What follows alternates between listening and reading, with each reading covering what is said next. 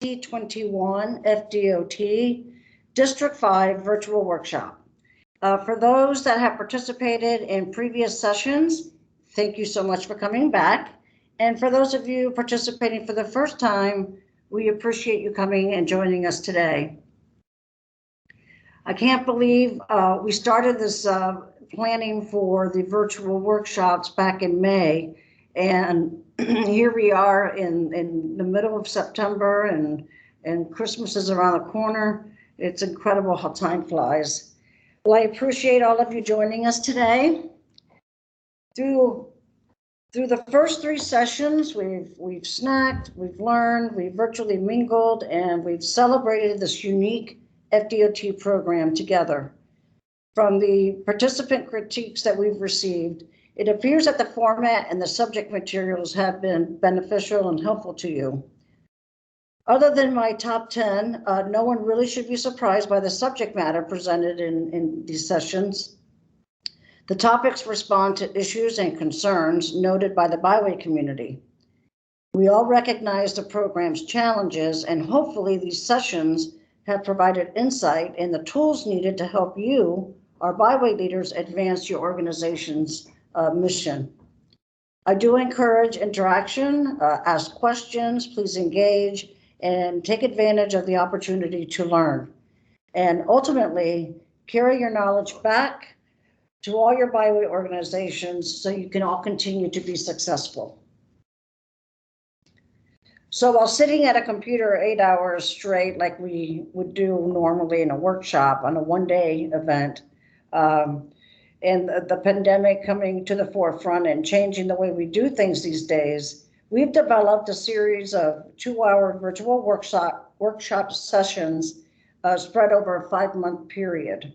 And we've titled this workshop series, Focused on the 5 E's. For Byway success. As you can see, our E's include engage, explore, environment, enhance, and excellence. During each of our remaining sessions, which is one more after this one, we'll look at one of the E's and its relationship to the Byway community. These E's serve as a reminder of the quality of the Florida Scenic Highway program and the values our volunteers strive for with everything that they do. In our first session, we discussed engagement. We looked at the program's history of engagement and ways to recruit volunteers and leaders to carry our organizations into the future. My top 10 list at the end of session 1 focused on engaging elected officials. In session 2, we encourage participants to explore by looking at how others accomplish their mission. Innovation, creativity, and dedication were highlighted, while my top 10 encouraged participants to explore off the beaten path dining experiences. Session 3 focused on the environment around us, and while some thought this topic should focus on Mother Nature, we took a broader approach, focusing on the communities that our byways are a part of as a holistic environment. We looked at local governments partnering for success, the Florida Trails program that is intertwined with many of our byways and volunteers, and my top 10 highlighted many of the hidden treasures that contribute to the local government, our local environment that our byways are a part of. For today's session, we'll focus on enhance. How can we enhance the Scenic Highways program? Our Byway organizations accomplish the projects that support our mission to enhance our communities. As always, we value your time, so we've tried to keep each session short, but informative, value-added, and most important, fun. So you've all heard me say before, even virtual workshops have housekeeping reminders, and ours are very simple, as you can see on the screen. So please be courteous, mute your microphone while presentations are underway, raise your virtual hand if you have a question, and please make sure you do introduce yourself before you speak or when you speak. And as the session's chat box is always available to note questions you might have, so feel free to use the chat box. And I promise that we'll attempt to respond to each and every question asked. To start, Karen will go ahead and mute everybody's microphone to help manage background noise. And we've learned from past experience that turning off your camera helps with bandwidth, and you've noticed that I've already turned mine off. All sessions will be recorded and posted on the Central Florida Byways YouTube channel, and Tia has already put that into the chat box, so please take that and save it, and you can always go back and re-listen to this or listen to one of the other sessions that you may have not attended, or any of our roadside chats or roadside traveler series is stored there as well. So sadly, there are drawbacks to virtual meetings. While our tradition of morning coffee and bagels and lunch and then afternoon dessert are not in the cards for this year, we have provided some virtual reminders what we're missing, and that looks good. There I am with the cake I bring every year. So we promise that next year we'll be able to meet face-to-face in person. I miss you all.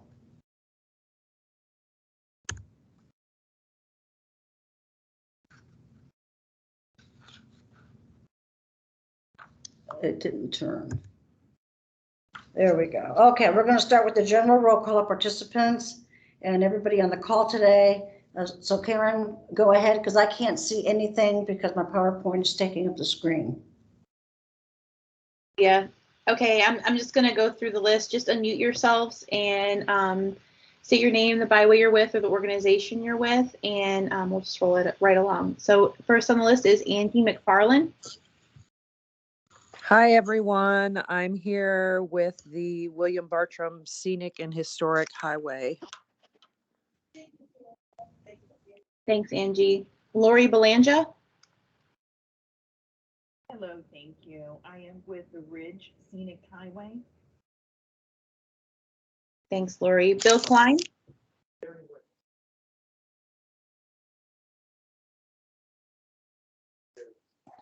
This is Bill Klein. I'm just live in Titusville and I've been interested in the byways. Thanks, Bill. Robin Birdsong. Hi, this is Robin Birdsong at FDOT Central Office in Tallahassee. Thanks, Robin. Bob.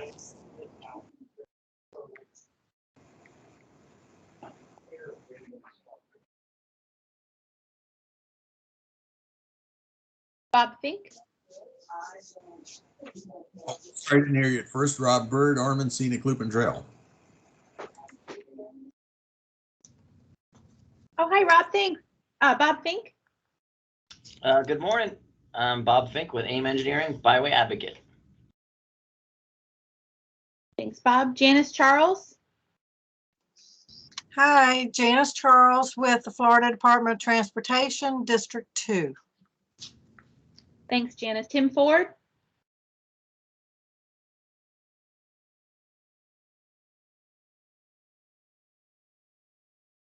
Sorry, Tim Ford, National Scenic Byway, Indian River Lagoon. Thanks, Tim. Greg Gensheimer.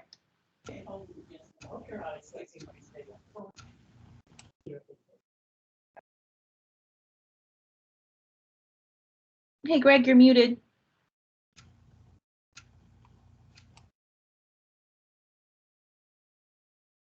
James Fisk. James Fisk with the Heritage Crossroads, Miles of History. Thanks, James. Thanks, Greg. Joan Burnett. Joan Burnett, Florida Blackburn National Scenic Byway. Thanks, Joan. Joyce Case.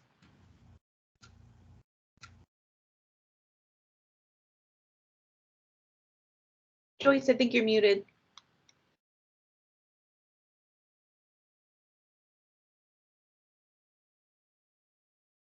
Thanks, Joyce. I think we're going to move along. Kate Haig. Kate Haig, Ocean Islands Trail Scenic Byway. Thanks, Kate. Catherine Barbieri.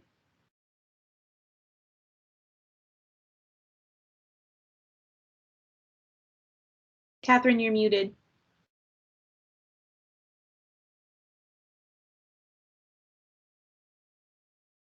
Okay, we'll move along. Kathleen Pagan.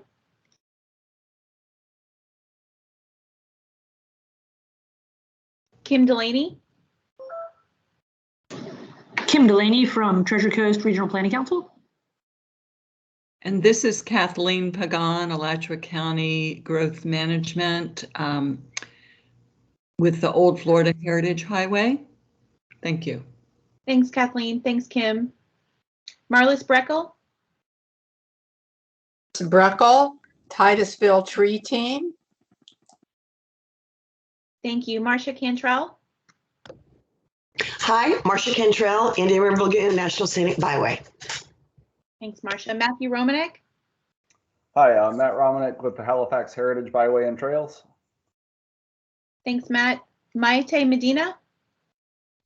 Hi, Maite Medina, Project Manager with FDOT District 6. Thanks, Maite. Deborah Miller. Good morning, all. Deborah Miller, District 2 Scenic Highway Coordinator. Thanks, Deborah. Robert Loring. Good morning, everybody. Robert Loring, Planner, City of Fellsmere. Thanks, Robert. Mike Pelosi. Good morning, it's Mike Pelosi, Atkins Engineering. Thanks, Mike. Heather Sears.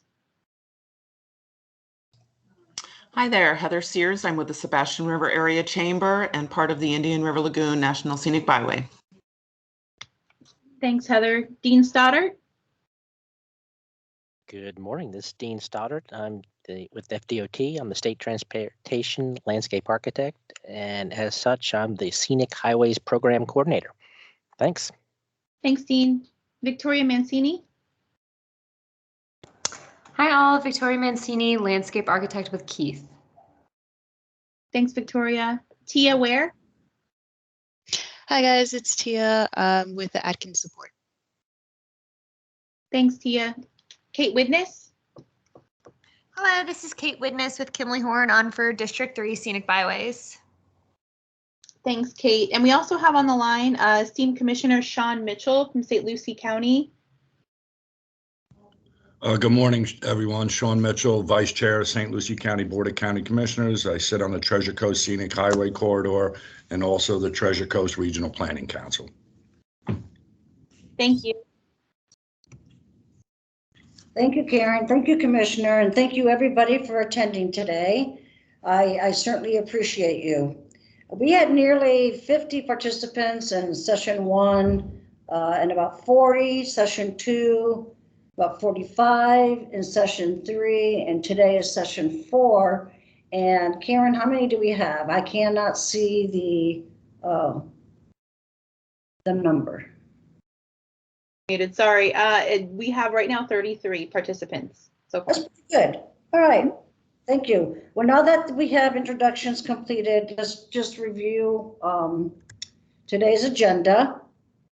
Our first presentation discusses the town of Pemberton and its historic cemetery with the interesting name of Wild Cow Prairie. The presentation will focus on the efforts of a group of very passionate volunteers hoping to enhance and provide depth to the history and heritage of Sumter County. Our second presentation looks at ways to fund your organization's efforts. Tia Ware has a number of low-hanging fruit types of opportunities that you should consider when trying to advance your mission. And then we will hear from Greg Gensheimer, who will tell us the story of the scenic overlooks along the Green Mountain Scenic Byway. While many of you have heard of Greg talk in the past about the Scenic Overlook and Trail, there have been new developments that offer a lessons learned for all of us as we work with Mother Nature, elected officials, and local developers.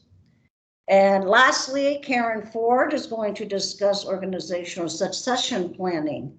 It's a topic that we all have to deal with at some point as our organizations mature and our volunteers move on. And last but not least, from the David Letterman Show, we'll be offering my Claudia's Top 10 list. We hope you will find it will entertain you while offering value-added takeaways for everyone on the call. My goal is to complete session 4 by 1 p.m. So if there are any questions, we can take any preliminary questions right now. Karen, let me know if you see anything. If not, we will move on to the next D and look for ways to enhance our byways and communities. So let me take a breather. Any questions?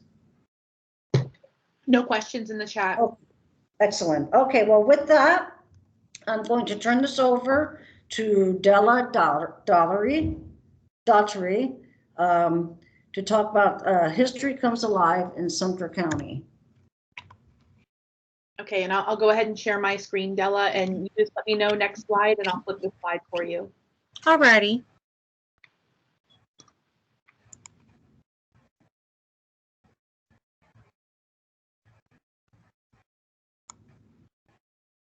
Okay, can you guys see my screen? Yes. Okay, great. Good morning. My name is Della Daugherty, and I'm going to talk today about ongoing efforts to document the history of the town of Pemberton, a long-lost town in Sumter County, and its cemetery with its unique name of Wild Cow Prairie Cemetery.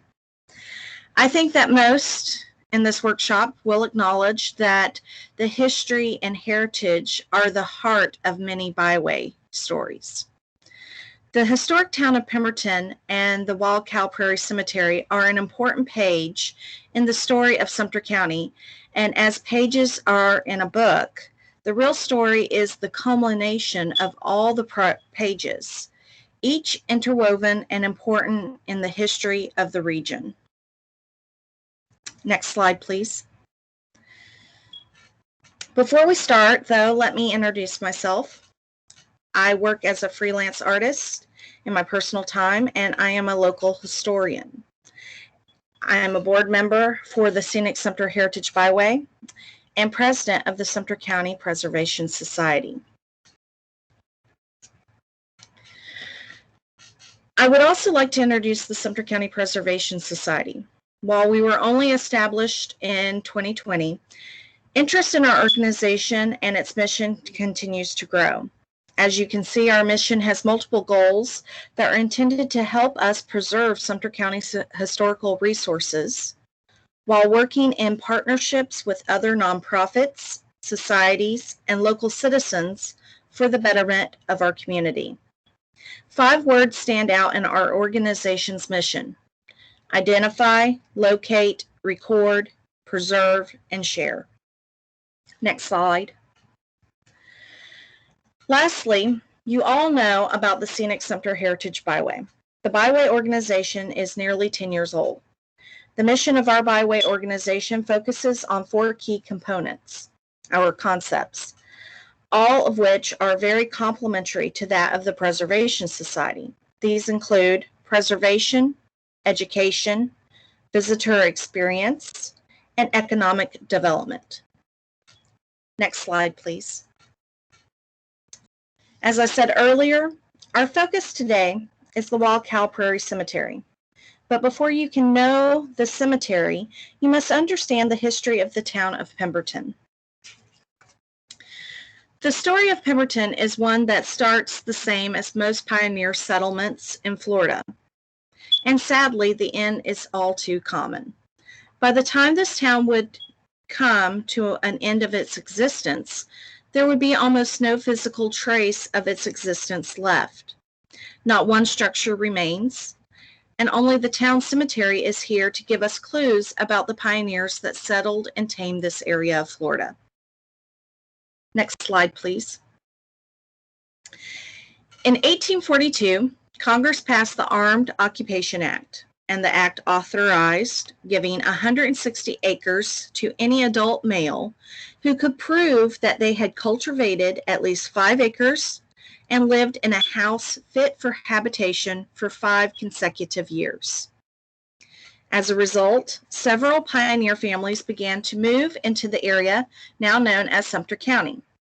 The Phelps family settled near the banks of the Withlacoochee River, where they farmed the rich soil.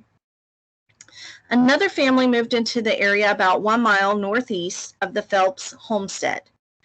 Britton Branch's family raised cattle, and they found that the land on the wild cow prairie was good for grazing their cattle. It was here that Britton's son-in-law, William D. Bolden Sr., died of an abscess in September of 1849 and was buried on the property. This property would later become Wild Cow Prairie Cemetery, which is Sumter County's second oldest pioneer burial ground. Next slide, please. The Hart Stagecoach line came through the area in 1853, connecting Jacksonville to Tampa. The stagecoach crossed Sumter County, making stops in Adamsville and Sumterville, before crossing the river and heading towards Brooksville. Today, a small portion of the Stagecoach Road still exists and can be traveled. The dirt road leading to Wild Cow Prairie Cemetery is the last trace of the old road in Sumter County that still maintains its original path. Seeing an opportunity, the Phelps family started a ferry business to help the stagecoach and other travelers cross the Withlacoochee River. A small settlement started to form around the ferry landing, and it drew many new families into the area.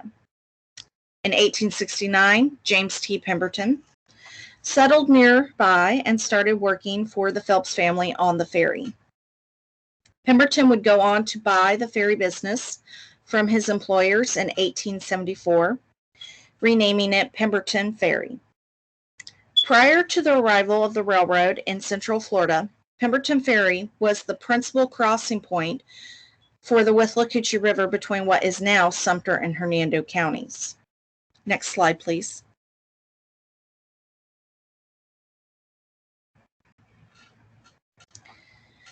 By 1886, Pemberton Ferry and that area was platted as a 40-block town, and its name was shortened to just Pemberton.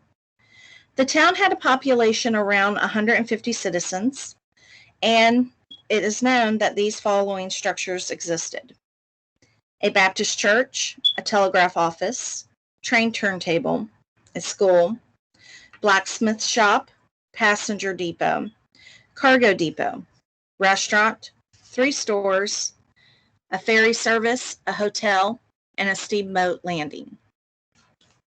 Next slide. In 1885, Henry Plant established a depot in Pemberton as a stop on the Florida Southern Railway. As Pemberton Ferry marked the furthest navigable upriver point along the Withlacoochee, it made it an ideal location for the plant system, which included steamships as well as rail lines. The Pemberton Ferry Branch, as it was known, was a branch track that connected the town of Brooksville to the Florida Southern Railway at Pemberton, and was very important to the growth of Hernando County and the phosphate mining industry in the area. Next slide. The decline of Pemberton's community first started with several yellow fever outbreaks. In 1888 would be a dark year for the settlement and for much of Florida. Yellow fever was very bad that year, and quarantine camps were located at Marsh Bend near Lake Pennsauken and near Pemberton at what is now called Hog Island. James Pemberton's 9-year-old daughter, Annie, would die while in a quarantine camp in September of 1888. She was laid to rest in Wild Cow Prairie Cemetery. The yellow fever outbreaks would claim several other townspeople before it ended. This outbreak was followed by a fire that started in the Pemberton Hotel that destroyed most of the town. The town experienced even more decline in the early 20th century when the Florida Southern Railway removed the depot at Pemberton and built a new depot across the Withlacoochee River in the town of Croom. The community lingered into the 1920s when it ceased to exist with the collapse of the Florida land boom. Shortly afterwards, the federal government acquired the land that included Pemberton as part of an attempt to revive the land, which suffered greatly from the effects of deforestation and overmining. Thanks in large part to this reclamation project, the area is included in what is now the Withlacoochee State Forest, which is adjacent to the scenic Sumter Heritage Byway. It is important to note that there isn't a single structure left in what was Pemberton. The town has vanished completely, with only the remaining traces of this historic community being the Wild Cow Prairie Cemetery. Next slide.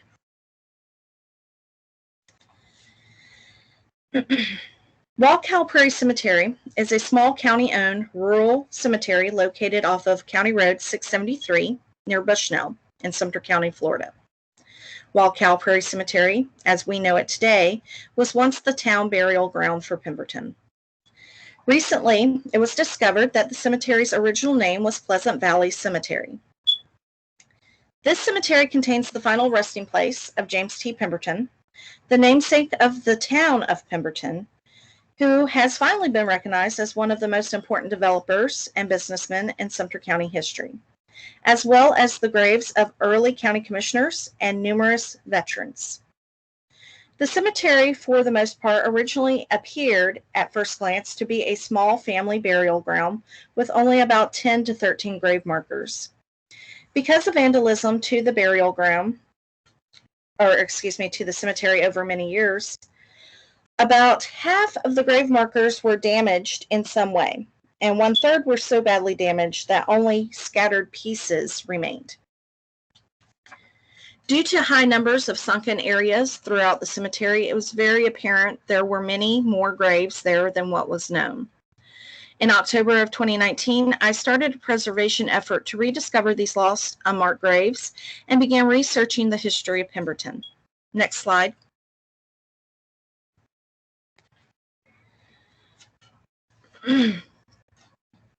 During the nomination process for the National Register, it became very apparent that a more in-depth study needed to be done at the cemetery to properly understand its size and locate unmarked graves.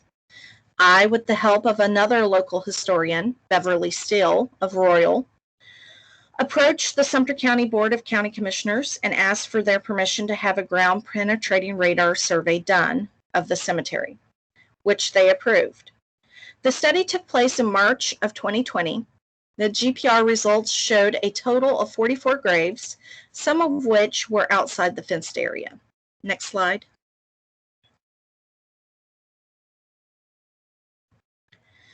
Sumter County, who owns the cemetery, expanded the front fence to include the 4 graves that were found outside of the original fenced area in August of 2020. White wooden crosses were originally placed at each unmarked grave. Sumter County has since expanded the fence area to protect these new graves. Other surprises from the GPR survey included a high number of graves that were deemed Type 2 burials, which are burials of human remains without a coffin, also known as shroud burials. Next slide. The preservation effort began with just myself, but over these last 2 years has grown into much more. By using social media sites like Facebook, I was able to reach a large amount of people in my community at a time when the world was locking down to the emergence of COVID-19. The Wild Cow Prairie Cemetery page grew by leaps and bounds daily as followers of the page viewed the posts to learn more about the cemetery and Pemberton. By January 2020, I, with 2 other local citizens, founded the Sumter County Preservation Society and received our 501c3 status to enhance our community through proper documentation and historic preservation. Once we obtained our nonprofit status, the Preservation Society went to work raising funds for our historical marker with a price tag of $2,420. This looked to be a huge challenge considering COVID-19 and social distancing. We decided that all of our fundraising for the historic marker for Wild Cow Prairie Cemetery was going to be done through social media. Surprisingly, though, the support of the community and through their support, we met our fundraising goal within 2 months to the day of starting the fundraising campaign.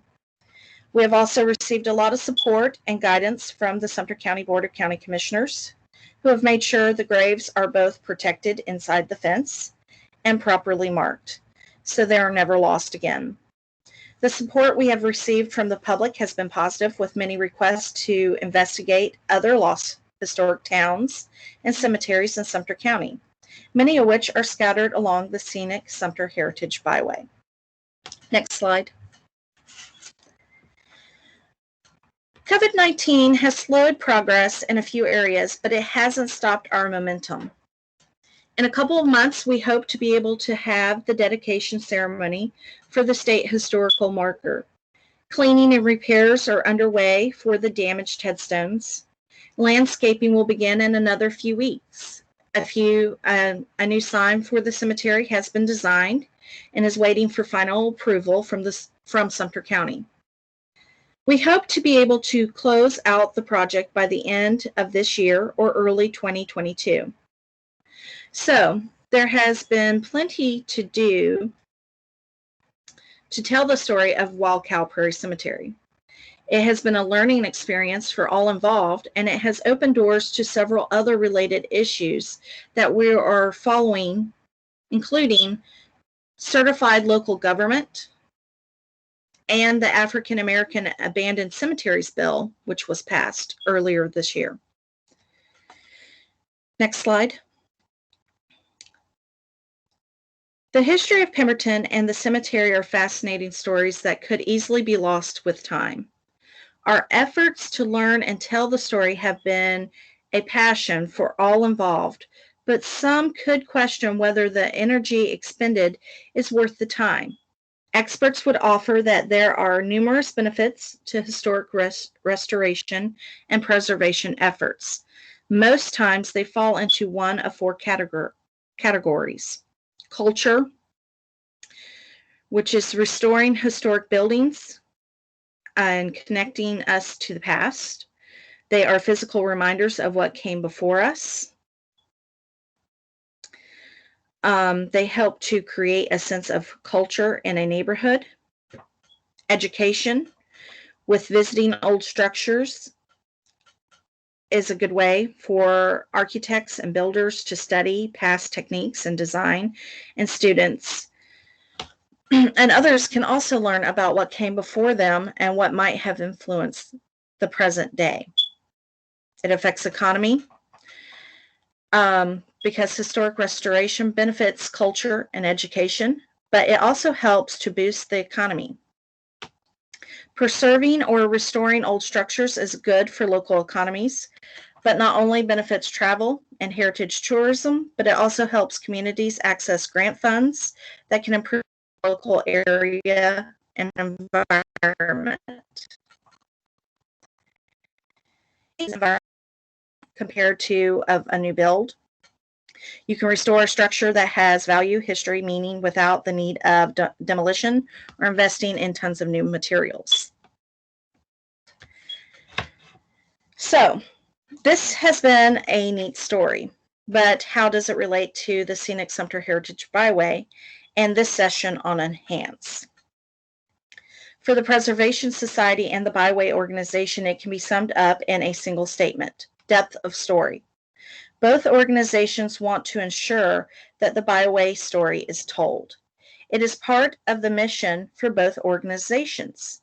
We want to enhance the community's understanding of the history and heritage of the Byway and community. Without investigative and preservation efforts like this, the story is not just complete. And the visitor experience we offer is not the best that it can be.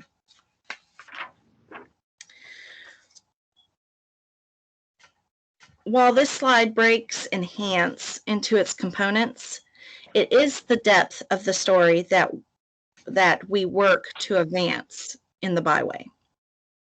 Next slide.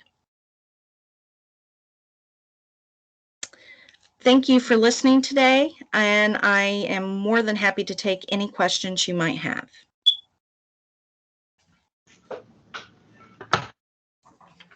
Della, thank you so much. I always enjoy listening to this presentation, and every time you give it, I think this is the third time I've heard it in different venues. I pick up something more. We do have a question. How many members does the society include? Being a really new society, the Sumter County Preservation Society right now has right at 15 members. Excellent. Excellent. And there's another question. How many lost cemeteries are there in Sumter County? Oh my goodness. Our last total right now is there are 16 unaccounted for cemeteries in Sumter County. Fascinating. And that's just one county. Yes. I bet that happens everywhere.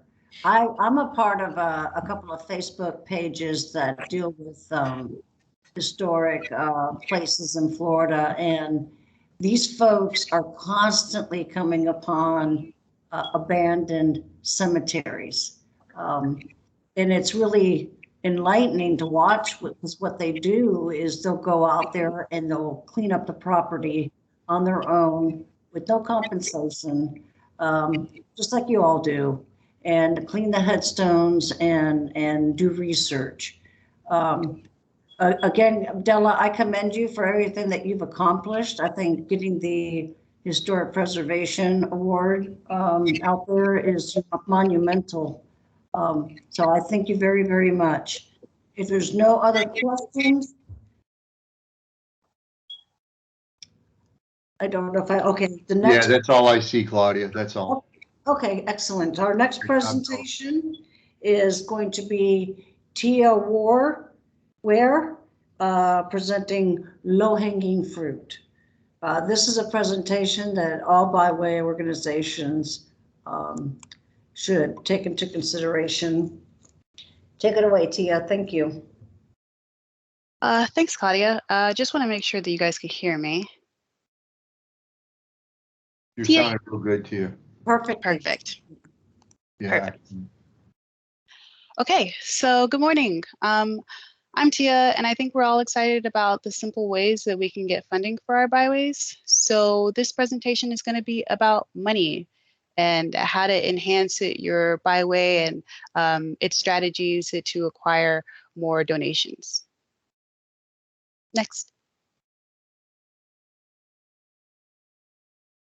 So we've talked a lot about volunteers in the past workshops. I made a presentation and I talked about, like, how do you find volunteers? How do you keep them? How do you reward them? You can't accomplish your mission without them. So it's very important that we focus on the other things that you can't complete your mission without, and that's funding. We could all use a little help when it comes to finding, winning, and managing large grant projects. And so over the next 20 minutes, I'll highlight several low-hanging fruit. These are easier opportunities for us to gain money because we're a nonprofit, because we're a byway, things that are more catered to us. We believe that these opportunities offer our volunteers organizations the ability to enhance their byways with funding to complete value-added projects. Next. So for my first case study, let me introduce you to several revenue-generating tools. Definitely, we should all be using social media to make money. Everyone buys things online, and sites like Amazon Smile and Good Search allow you to take a percentage of the proceeds from whatever these people are buying, and gives you commission. So basically, again, whatever your followers, if you post it online, the link to your Smile account, to your Good Search account, Whatever they're buying for their normal everyday items, you get a percentage of. If your followers have a shopping addiction, this is the best opportunity to take advantage of that. So all you have to do is complete a simple online registration process. And then once your registration is complete, all you need is to push your link on your social media. Amazon and Good Search, the best thing about them is there's no application, there's no competition. Just set it up and you're ready to go. It's not really something that's going to make you rich based on what we've observed. But for example, Scenic Sumter, they raised $100 from their Amazon Smile. And, that's enough to pay for your yearly state corporate filing fee or fund an organization project. So every little bit counts. Next. Looking closer at the Amazon Smile, Amazon Smile is the same Amazon you know and love. It's the same products, the same prices, same services. It's just a different homepage. So your organization must be registered with GuideStar in order to be eligible, but GS is a nonprofit search engine offering data on registered 501c3s. So I'd check to make sure your organization is listed there first. And then once you're for sure on that list, you can go ahead and create your profile. But this is another reason why it's important to maintain nonprofit status. There's just a few things that I'd mention for you to know before. One, it works where you'll get a customized URL for your Smile account that you can use for promotions. Again, post it everywhere on all your platforms because the more people that know about it, the more people will use it and the more commissions you'll receive. Amazon's promotional guidelines are strict and the marketing materials aren't great. For instance, you can't really promote the Smile account using offline platforms, but the payouts are nice. They only happen quarterly, and you only get it if you've accrued at least $5 to $10 for that quarter. Amazon pays about 0.5% of your total eligible purchases. So again, unless your followers are buying super expensive things, usually these are small things that just snowball into something bigger. But it's great because your partners select you and you make the money. Next slide. So let's quickly go through the steps needed to get registered with Amazon Smile. The Amazon Smile webpage has a charity organization link at the bottom. It offers information on setting up your Amazon charity page.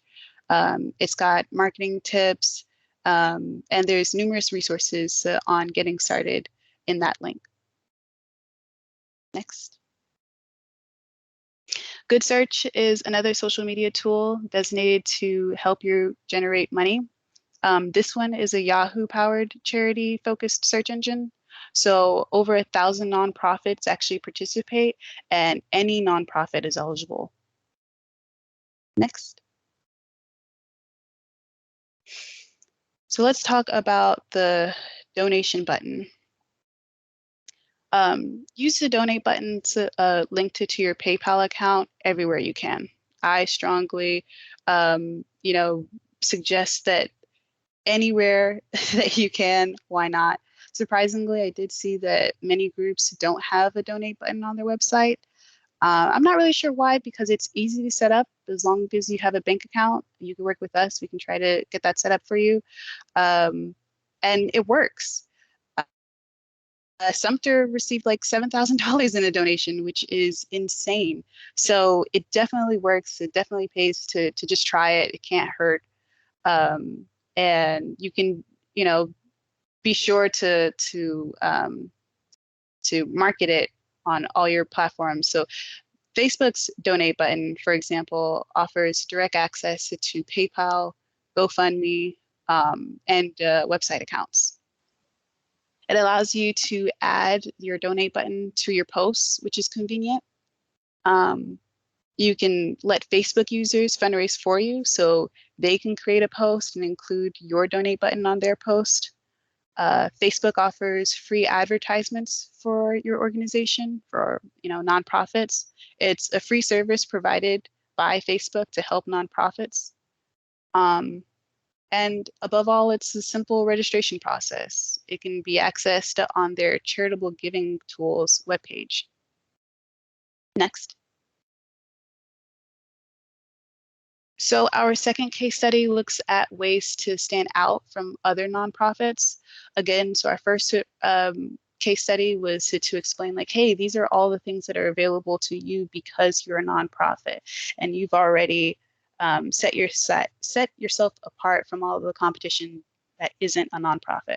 But now you're dealing with competition that is a nonprofit. And so how can you set yourself apart? And again, it goes back to social media campaigning. With social media, you can use hashtags, and you can, of course, we've already talked about how we want to make sure our posts are engaging by posting pictures that are fun and it's got a great graphic. It's showing like, hey, look at all you can do. Look at what we provide, etc. It gets people interested, right? But also social media platforms, whether it's Facebook, Instagram, they're all shifting towards video, YouTube too, obviously, but they're all shifting to video. And so it's a perfect opportunity where you can encapsulate more marketing in one video. So what I mean by that is, let's say you're on the byway and you're flying kites, or maybe you're just doing a panel of just a snapshot of everything that's going on the trail, etc. And you've got birds flying and etc. And you've got people fishing. You can hashtag your byway name, hashtag Amazon Smile account, hashtag, like if it's a kite, then you can hashtag the kites, so that way people from who are interested in kites, they can look at your byway. People who are interested in byways will see this post. You want to use your hashtags to bring in multiple different demographics. Hashtag Gator Life. And I'm sure you'll get some people who are at UF, but you'll also get people who are like, oh man, Florida is crazy. So you just want to bring in more demographics and link anything that's seen. So that way those products are then giving you money. They're being donated. So aside from that, of course, link your web pages. Marine Resource Council is a part of the Indian River Lagoon National Scenic Byway, and their partnership led them to link their website to their Amazon account on their website. So track and promote your donation page with daily updates on social media accounts. This will keep people up to date on your organization, your donation accounts, as well as your events. The more involved the people are, the more that they are invested, and the more they feel like, yeah, I want to help you, get to this goal. And I also want to talk about Giving Tuesday. That's a great holiday for donations. It started back in 2012, and so it's the Tuesday before Thanksgiving, and it's super successful. It's the biggest fundraising event of the year. All you have to do is register for free on their website, and this year it'll be on November 30th. And yeah, you can just post hashtag Giving Tuesday, post your link, and people will give. So definitely want to increase the ways where you can make money for your byway while you're sleeping. Next. Partnering with local businesses in your community is another useful tool for your organization to explore. Opportunities range from donations, partnerships, and sponsorships. Over the next several slides, we'll explore several potential local business partnerships for you to consider. I'll also provide examples of how several of our byways have taken advantage of this low-hanging fruit opportunity. Next. So several months ago, we all heard about the National Scenic Byway Foundation and its partnership with the Toyota Motor Company. So they came together to collaborate and give a mini grant cycle that offered small, several $1,000 grants. NSB is working to make this grant cycle a yearly event. And of course, they want to slowly snowball it to be larger funds. But for right now, they just wanted to capture as many people or as many groups as they could. And I thought it was, very successful. Nearly 50 applicants applied and a whopping 25 were selected. So, I mean, even one of the byways in Florida received money from it. So that's great. This was also brings to light hey, yes, there's a national level for funding, but we can now, reach out to our local Toyota. And establishing a long-term, hopefully fruitful relationship with Toyota at the local level could help in a number of ways. One of the reasons why many of our byways were ineligible to participate in the national grant cycle is because it required a number of volunteers. And so what if you went to your local Toyota and said, hey, maybe we can partner up and maybe you could encourage your employees to help us with this event. So that way, next time we are eligible and we can, get that money.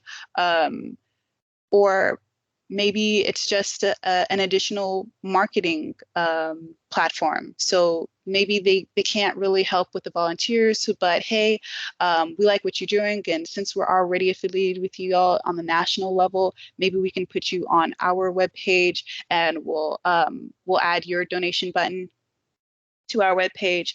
We'll do all we can to promote you all both in store and online, because that could be very helpful. And of course, the best thing is they give you a pot of money. So you just never know. You just have to reach out and ask and see where the relationship builds. Next slide. Another example of our byways partnering at a local level comes from Ormond Scenic Loop and Trail. They needed to update their informational material, and Love Whole Foods was looking to engage in more community support.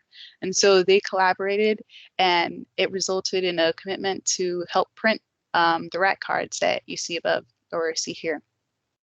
And again, I just want to stress that just use a little bit of creativity and we can partner with it just about anyone. It's just about does it make sense? And, are they willing, etc. I mean, who knows? I recommend partnering with companies that are well known to give back. So let's say as a just spitball, Petco or PetSmart, these companies clearly want to focus on getting pets a home. So maybe you could go up to them and partner and say to the store manager, hey, what if we created an event where we all meet at this byway and we walk and, people donate and, maybe people will be interested in, getting a dog or a pet or, whatever, we'll fundraise and we'll split it, whatever it is. And above all, it'll be great for social media. To just, again, have those photos and community engagement. Next slide. For those that received the NSB Foundation digital newsletter, and if you don't, you should, they announced a partnership between the American Park Network and granola company Kind Bar. Kind was offering to send organizations free boxes of their granola bars. The recipient had to take pictures of the event where the bars were distributed, but pretty much that was the only thing that they had to do. So River of Lakes was successful in being selected to receive the treats and are now working to distribute them to their byway partners for upcoming events. So River of Lakes is one of the byways they have a plan to reach out to the local Toyota dealership and use the Kind bars, bring it as a gift, and use it as an icebreaker during the meeting. Also, there's studies that show that if you give a gift, people feel more inclined to give back to you. So this is a great opportunity if they want to, use it for other events, and I'm sure they will, because Kind Bar gave a lot of granola bars. It's useful. Next. Example 3 of our local partnerships case study goes to the Scenic Sumter Byway and their relationship with FPNL. This relationship resulted in a wonderful donation from the power company that was applied to several byway projects that the byway and its partners needed. They also partnered up with Sumter Electric Company and SECO, all utility companies that have community giving plans that seek out important projects in their region. So it pays to know your neighbors. Again, just go out there and ask. Next slide. Florida Humanities Awards grants, a tongue twister, known as the community project grants to nonprofit organizations and public institutions across Florida, are for projects that strengthen vibrant communities, cultures, promote civic engagement, spark thoughtful community dialogue, and reflect on human experiences across the Sunshine State. So you can ask for up to $5,000. They want to support events that involve humanities scholars, attract diverse audiences, bring the public together for discussion and exchange, and can be free and open to the public. So you could essentially get funding for an event and, talk about the history of your byway and the cemetery and all of these culturally influential bits, and then ask for donations at the event. So all you have to do is they're looking for bold, innovative, and potentially transformative events. Typical projects supported by the community project grants include, but are not limited to, interpretive exhibitions, outdoor heritage signage, community conservations, panel discussions following a performance or film screening, and oral history projects. So for those that attended Claudia's roadside chats, earlier this year, we heard from Lindsay Morrison with the Florida Humanities, and she discussed all of the grant opportunities her organization offers. So if you missed it, definitely in the chat box, we have the link to the YouTube channel. And just as a plug, if you missed it, any of the prior workshop series, you can also catch up on those. But yeah, we've got that for you. Next slide. Florida Department of Environmental Protection administers grants to local governments through the Florida Recreation Development Assistance Program. This competitive reimbursement grant program provides financial assistance for acquisitions or development of land for public outdoor recreation. So byways can't actually apply on their own for this, but 2 of our byways have been very successful working with their local government partners to complete community involvement and community improvement projects along the byway. J.C. Penney Memorial Scenic Highway, they worked very closely with Town of Penny Farms to win several FRDAP grants for playgrounds and tennis courts for their community. And then here in D5, Heritage Crossroads partnered with the city of Bunnell to construct a pocket park in the 4 corners of downtown Bunnell. Next slide. A second state grant opportunity is through FDOT's landscape program. While we've discussed landscape grants in past workshops, this is a great opportunity for byways looking to add landscaping along their corridors or in their communities. FDOT has 2 distinct paths for installing landscaping on our state roads. You've got the FDOT designed and constructed projects, aka in-house projects, or the joint participation agreements. That includes highway beautification grants. So if you want more about that, we can definitely talk about that at a different time. I think I'm actually cutting it on time. So, but yeah, we can definitely get you more information. Next slide. My last case study on how low-hanging fruit comes from the federal level is, of course, National Scenic Byway Grant Program. It hasn't been available for quite some time, but it's definitely worth it. It's pretty involved, but again, getting a grant from the NSB is like gold. It's only open to designated scenic highways and local government partners, which is super niche to us, gives us a leg up, and the diversity of eligible projects is very similar to most of the byway needs. Again, this is not an easy grant to chase, but it is an opportunity with huge rewards. In anticipation of this grant, you can definitely make sure your organization is discussing this opportunity and possible projects / partners. You can review grant eligibility and required support materials needed for a complete applicant package. And of course, to do your homework ahead of time so you could feel prepared and confident. Next slide. Lastly, most grant applications require the applicant to document the return on investment or value that the associated organization provides to the community. It's a way to compare one application against others submitted. This was something that was kind of hard to put into words, but now 2 FDOT District 5 funded studies by University of Florida clearly document the value of a scenic highway designation. They clearly show that a designation creates local jobs, helps local businesses, and creates tax revenues as at a local level.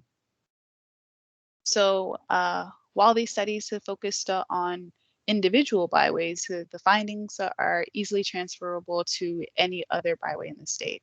And you can get these studies from Claudia. Next slide. Okay, guys, so I think I've talked your head off enough. I think we're prepared. We can use social media to use our hashtags, use our links, use the donation buttons, use Amazon Smile. We can all get started. Let's keep it simple. Only bite off what you can chew, and remember, you are not in it alone. Your DSHC has the tools and capabilities to assist you. Plus, there's 27 byways in the state. Reach out to them to ask how they've addressed any issue. And thank you. Thank you for your time. Next slide. If you have any questions. Fabulous presentation, Tia. Thank you. Very good presentation. It is chock full of money. Yeah. It is. It really is. Every one of those are proven to come through.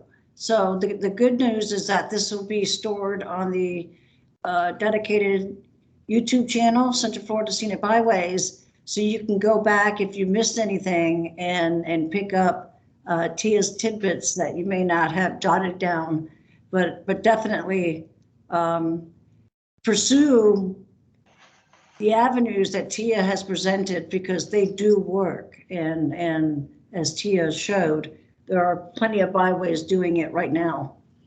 So again, Tia, thank you. Great presentation. Thank you. We are going to move on. Oh, wait a minute. Do we have any questions? I'm so sorry. Great presentation. Okay, we have a question. What's the latest on the National Scenic Byway grant funding? I'll take that question.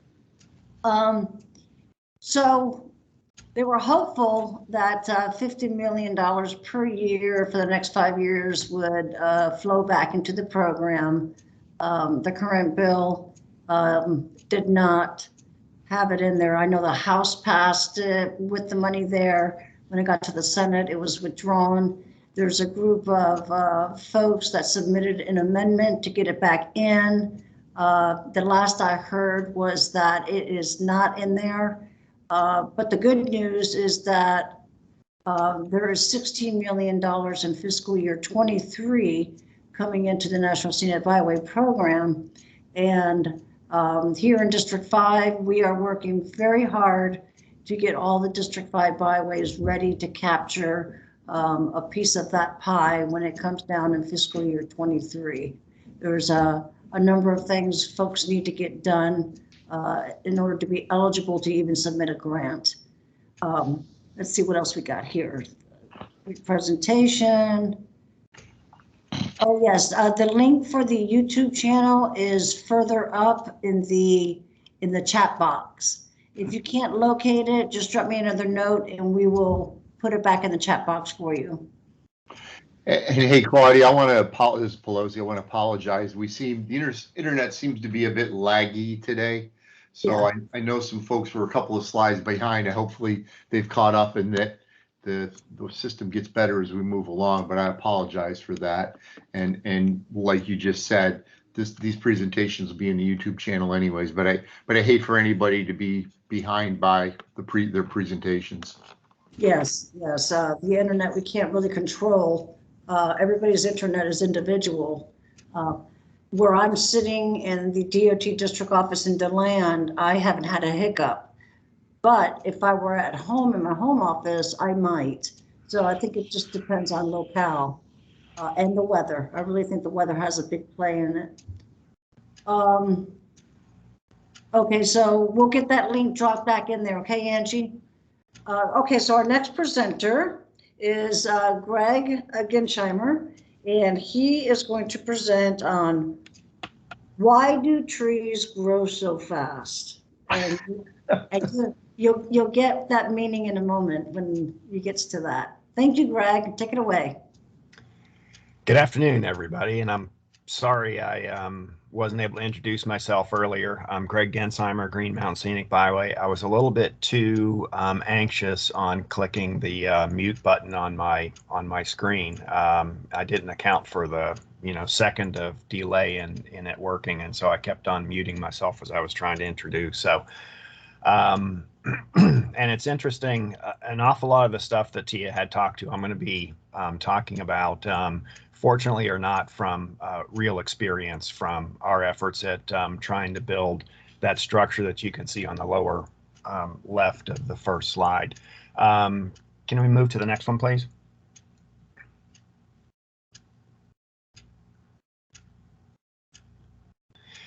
Lake Apopka used to be, and you can kind of see on that middle picture, Lake Apopka used to be the second largest lake in the state. Some clever guys decided that they wanted to build a canal, and it's called the Apopka-Beauclair Canal. But as soon as they did that, it dropped the lake level by about 6 or 8 feet. And that, orangish, brownish area, the restoration area, came really close to the surface. That was really fortunate in 41 when the United States wanted to make sure we had enough food to be grown for all of the people as World War II was getting together. The Zellwood Drainage and Water Control District put a levee up, and then they drained that brownish area, which was 20,000 acres of new farmland. Lake Apopka was a lake that was so pristine. They used to say that you could row your boat out and look for a fish and then catch that fish that you wanted to eat for lunch or dinner. But unfortunately, some of these places, it's amazing that people look at, a tree or a lake or something as the beauty as it is, and then other people look at it as, something else. And too many people were looking at Lake Apopka as being a big receptacle of citrus processing waste, sewage waste, and then every summer that whole restoration area was flooded for nematode control and to keep the muck soils from degrading in the sun. And then every fall it was drained so that they could farm it through the fall, winter, and spring. And so all of those years of draining the muck and the pesticides and everything, by the time mid 60s, early 60s came around, the fish kills were really widespread. Friends of Lake Apopka was organized by Jim Thomas. He was a pretty phenomenal man for the amount of things that he was able to get done.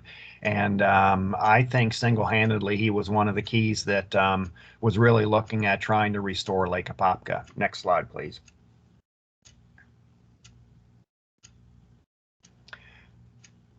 When you look at this picture, an awful lot of people think that when a lake becomes too polluted, it dies. Well, it doesn't necessarily die. All those extra nutrients give all the different kinds of algae a great soup to live in. And so this is what Lake Apopka looked like as a boat was going through, probably through the 70s and into the 80s. The dead part of people commenting about that is when the algae grows and blooms so much, it sucks up all the oxygen, then it kills off all the fish and it kills itself. And then all of that dead algae starts filling up the bottom of the lake. And one of the problems that Lake Apopka has now is it's incredibly shallow. It's full of all kinds of really soupy organic material that is full of phosphorus and dead algae cells and everything else. So that was about the ugliest that it was. Next slide, please. Once Jim Thomas got rolling with the Friends of Lake Apopka, things started working pretty quickly. In '96, the Florida legislature decided that they were willing to spend $100 million to buy the farms and all the equipment. And they started buying them in '97, and the agreement was that by early '98, farming was going to cease and desist. That quickly, they flooded all of those 20,000 acres. Just that quickly, as all the birds were migrating across the United States going into Central and South America, they saw this wonderful wetland place that they wanted to stop at. Audubon Christmas count in '98 hit the largest number of species on any inland count ever. And it wasn't until just a couple of years ago that the Paynes Prairie Audubon group, I think, beat the count by 1 or 2 species. Just that quickly, when they flooded all the land, the pesticides started seeping back into the water, and about '97, '8, and '9, there were a bunch of bird deaths. And they were 441 pelicans, 40 wood storks, and just that quickly, they drained all of that property, and then they ended up with a rat and a mice infestation of the city of Apopka, and it was really, really terrible. And the bird kills, remain in everybody's mind, but unless you lived in Apopka, you didn't really remember the rats and the mice that were out there. It took about from '99 to 2007 to study it and figure out which of the properties were really contaminated the most, how to deal with the contamination. And they brought in a big tractor and a 6-foot plow from Texas. And so those surface soils that were still contaminated, they turned those upside down and essentially buried the pesticide. Next slide, please.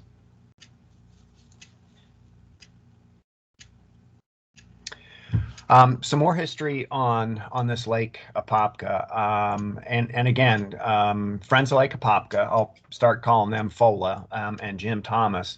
They were adamant not just about cleaning up Lake Apopka, but establishing recreation and other opportunities around the lake.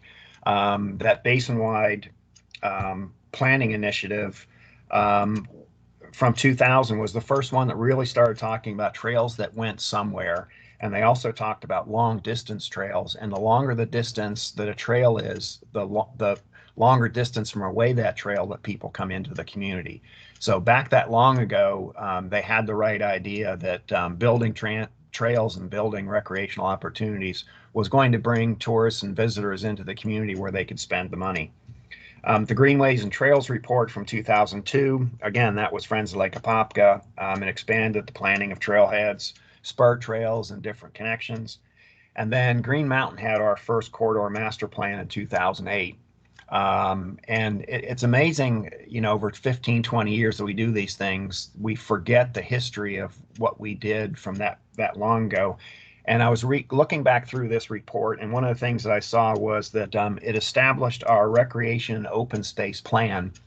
And when I thought about what we were when we first became a byway, we really went from the Orange-Lake County boundary, which is nothing there, through the little town of Montverde, the town of Ferndale that doesn't really exist as a town, and then we stopped at a crossroads not too far away. So we were really a byway that was in the middle of thousands of acres of burnt out orange groves, nothing going on. So it was really, I guess, interesting to me that we established this recreation and open space plan to help keep some of those acreage available for the visitors and keep those away from residential and commercial development if we could.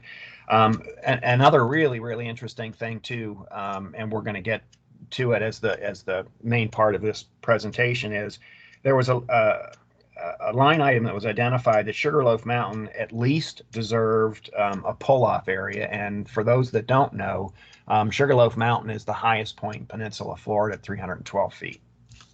Next slide, please.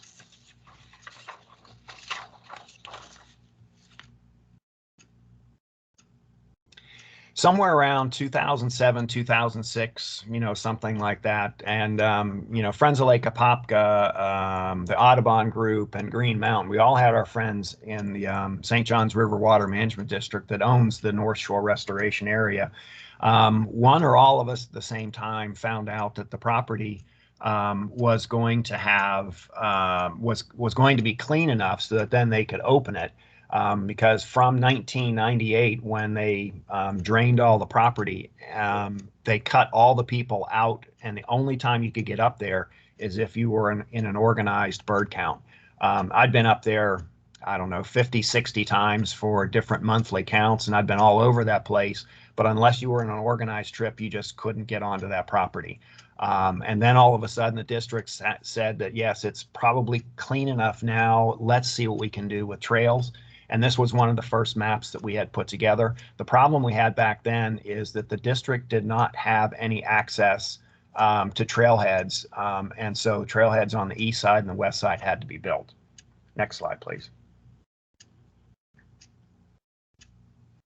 As Tia mentioned in the last, in her part, she said, have all your ducks in a row. I think we started in the 2005 and 6 or 6 and 7 NSB grant cycle. And we were thrilled because we had this idea that we were going to have a trailhead, and we got into the second line of the National Scenic Byway, grant proposal. And all of a sudden we realized we didn't have a plan and we didn't have any kind of estimate on the funding. And we lost a year. We did it again the next year. We were equally excited, and we forgot that we didn't have a plan and we didn't have, any kind of an estimated price to even come up with any kind of a match. Then we had the Sarasota workshop in May of 2008. And I think it was the opening session, and we were in the hotel lobby, and Glenn Burns was one of the primary organizers and the champion of the Green Mountain Scenic Byway. We were chatting with each other, and all of a sudden he spotted Gary Baylog go out one way, and he spotted another guy named David Graber the other way. And he said, let's see if we can get money for this plan. And he said, go buy that David a beer and see if he'll run the plan for us. So the two of us ran our separate ways, and son of a gun, if Gary didn't have a little money left over in one of David Graber's contracts, and then David signed on for us to do this plan. And again, you have to have, as Tia said, you have to have a plan, you have to have the cost estimate, or else you just can't go for a grant. So after 2 failures, we had the beginning of what we were hoping was going to be one success. Next slide, please. This is really kind of a little bit different, but this is 2 different tracks that we had as we were going along. So, and again, I mentioned on the east side, the district did not have any connection to any other property to get a trail off of district property. So we worked with Orange County, and we had a first meeting with Commissioner Brummer right then. And one of our other members figured out or remembered that the way that we got Brummer to start moving is that we started playing Lake County off of Orange County. and said that we already had plans with Lake County to build a trailhead on the west side. And, if he really wanted to go, he could, work on this on the east side and Orange County side and get his trailhead built faster than Lake. I don't know if that was necessarily true, but it worked. In September of 08, we had the kickoff meeting. Back that long ago, we called it the Clay Island Trailhead. That was when we were going to build the Green Mountain Scenic Overlook. In October of 08, Orange County Board of County Commissioners had their first vote. The vote was to utilize park fees, from developments to build it. And we got an estimated price. It wasn't quite what we were expecting during the meeting, but it was higher than what the commissioners wanted. And so they decided to delay the vote until Orange County Parks could come up with a better number. That meeting caused a site visit to Magnolia Park just to see how we would actually connect the trail system to the park. In December of 08, we had our first design charrette for this Clay Island Trailhead that really identified how the tower was going to look. And then in January of 09, Orange County Board of County Commissioners voted, but we were pretty darn crushed when they voted not to connect it to the West Orange Trail, saying it was too expensive. But just that quickly, I heard somebody say, I make a motion to connect it to Magnolia Park. And just that quickly, somebody else said second, and that quickly, everybody said, we all agree. So we had our connection to Magnolia Park on the east side. Next slide, please. And this is just a copy of the cover of our overlook. And they did a great job at identifying all the different picnic areas and bathroom areas and parking areas. And this is a schematic of what the tower looked like. Tia also mentioned working with the power companies, and we originally designed this to be a telephone pole kind of a thing, and we were going to work with some of the telephone companies to actually help us sink the telephone poles to build this. Well, then we realized that it was far enough out in the middle of the woods still that we didn't want to build something that could be burnable. And from growing up in Pittsburgh, I remembered Corten steel, which is the rust in place steel. So we changed from wood to steel, and the color of the steel, I still think from a distance looks kind of like a telephone pole. Next slide, please.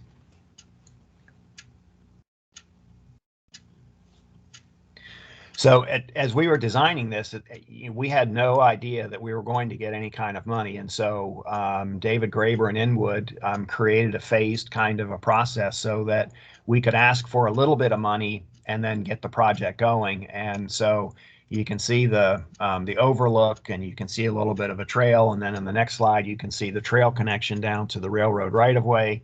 And then we also worked with the county as they were planning their roads. So we had all those different options. And so one of the things that the trail connected on was the railroad right of way. And it was really frightening to me that we still did not have ownership of the right of way, even after the overlook was constructed. So we were on pins and needles that we were actually going to be able to connect along the railroad right of way bed. But we did have some other alternatives as we were looking at that. Next slide.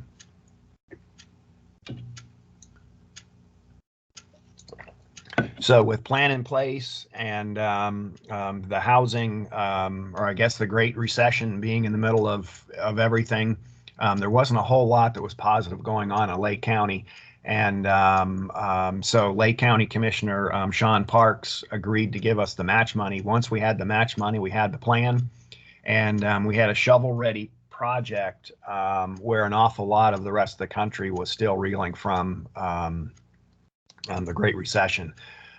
We also had to have an intergovernmental agreement because St. John's Water Management District owns the property, and the county was going to build the facility and manage it. So I took another intergovernmental agreement and then just modified wherever it was, and I gave it to our county attorney, and they updated it, and that's what they're working with and are still working with today. Next slide, please. And so this was 2010 as we were going through here. Everybody on the left-hand side, except for the guy kneeling down in the green shirt on the left, that's David Graber. Everybody else, and I'm in the back somewhere, are St. John's River Water Management District. Oh, and I see Mike Woods kneeling in the blue shirt right up front. We had our first bike ride just to see what it would look like and where we might be able to go.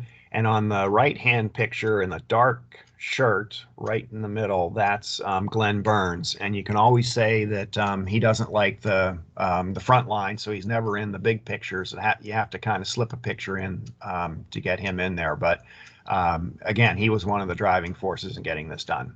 Next slide, please.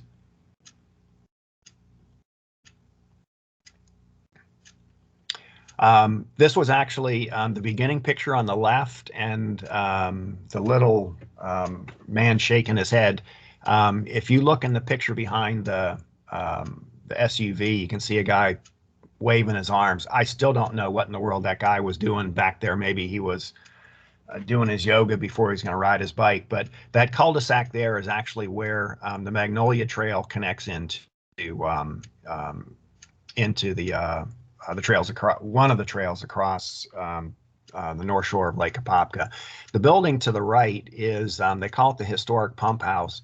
There's a roadway that goes to the left of that, and a road that goes around. This is the structure that drained the 20,000 acres and did it every single year and then pumped it dry. And the pipes and the pumps that are in here are just, phenomenally huge. And for anybody that wants to see some alligators, if you Google Wheelworks, which is the name of a bicycle shop in Winter Garden, and then alligators. So again, Google Wheelworks and alligators. Just to the right is the pond. And when they turn that pump on, all the alligators that were sleeping on the bottom of the pond come up to the top. And if you want to be spooked about how many alligators are out there, Wheelworks and alligators, Google it and you'll see a little video. It's pretty amazing. Next slide, please.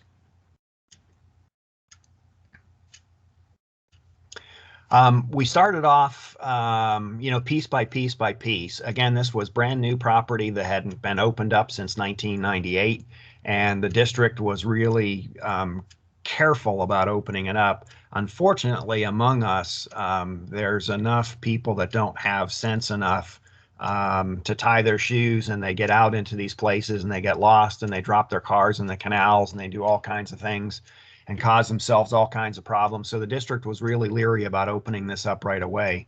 The first ribbon cutting was at Magnolia Park to commemorate the trail that goes into this area. The second ribbon cutting was at the pump house. And you can see just to the left of the Lake Apopka Loop Trail is a little box that says Historic Pump House. And then on the left-hand side at the top is the North Shore Trailhead. About 9 o'clock is the Clay Island Trailhead. That trail had been opened up. And then one of the last trails to connect was that final 2 miles connecting it to the Green Mountain Scenic Overlook. Now all of the 20,000 acres is open for anybody that wants to get out there. There's also a wildlife drive that goes from 3 o'clock up to 12 o'clock, and it's open Friday, Saturday, Sundays, and national holidays. And earlier this year, I started volunteering once a month as an Audubon ambassador to talk to the first-time visitors to kind of give them an idea of what they might see and what to look for as they go through the wildlife drive. Next slide, please.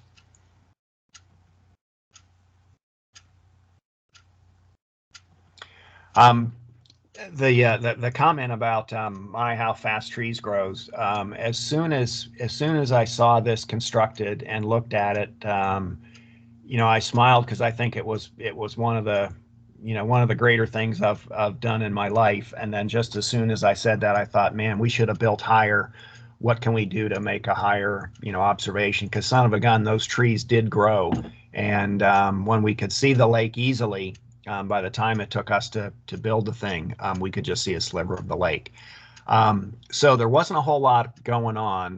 The Great Recession cut a whole lot of funding. There wasn't much going on. And so kind of behind the scenes, I started working on, a second taller tower. And you wouldn't believe it took me 2 full years to find somebody that could give me the rendering of what I was looking for. So then I could start marketing what it was. This was the first one, and the guy did a really good job, but to me it just looked like a kind of a pen and ink or a you know, a colored pencil kind of a drawing, and I wanted something a little bit more formal. And if you remember 5-6 slides back on the cover of the overlook summary, I ended up actually taking that picture and had one of my friends, a graphic artist, recreate the second tower on top of that. And then I used that to go to Lake County Parks and Trails, and I sent letters to each one of the Lake County commissioners. And I got us on the map as everybody, you know, agreeing, not necessarily to pay for it right away, but agreeing that having a second tower there was the thing to do. Next slide, please.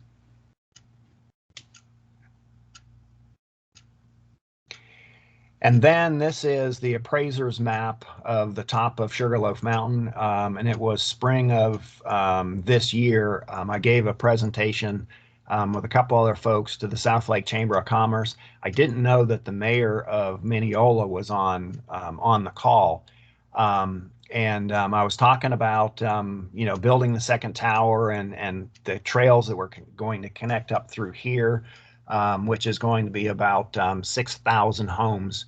And then all of a sudden the mayor said, well, you know, we've got a parcel that's been deeded to the city, and it's right up on top of Sugarloaf Mountain.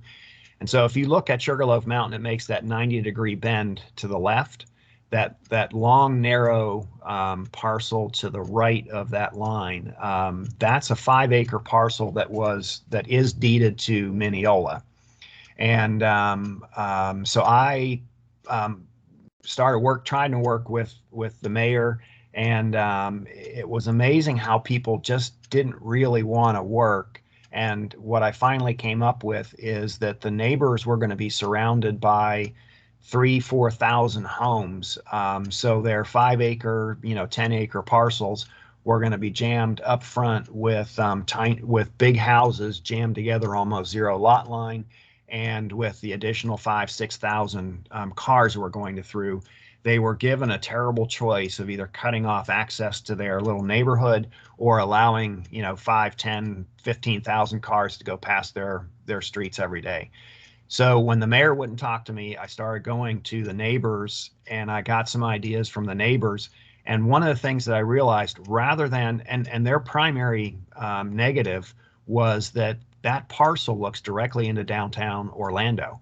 So they said, well, we want bathrooms, we want parking, but we don't want any kind of observation towers because it's going to look into the neighbors' windows and look into their swimming pools.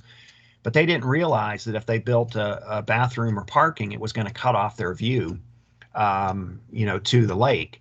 So I came up with an idea of taking that rectangular parcel and making it square and actually moving it more towards the trees, and then burying picnic, pavilion, and the tower and everything else behind those trees. We had a meeting last week, and let me tell you, it's not the best thing in the world to go up against a bunch of lions when you're wearing a pork chop coat, which is exactly what I thought I was doing going into this meeting, where these guys were fighting the Lake County commissioners, the planning group, the Mineola Town Council, that they didn't want the roads, they didn't want this, they didn't want that. And here I was trying to get them to think about a park. Long story short, after I sat down and just shrugged my shoulders, one lady came up and, you know, to the microphone, and she said, well, how about if we move the parking area to, you know, farther away and we don't give anybody access from our road? Then all of a sudden, everybody started shaking their heads positive, and I could feel the pork chops just disappearing from the coat that I was wearing, and the lions were all, you know, satisfied. So I think we have an opportunity of building a taller tower here, rather than a mile to like 4 o'clock from here, which is where our scenic overlook is. So we're going to try to build trails, connect a 5-acre little park, or maybe even a 10-acre park. And I've already taken the assistant to U.S. Congressman Daniel Webster, and she's all in. So when you have the congressman there, and there's some, I think it's called ARPA money that's around, there's a really good chance that I've got the funding, and I just need to put a plan together, and I think we can get this one done. Next slide, please.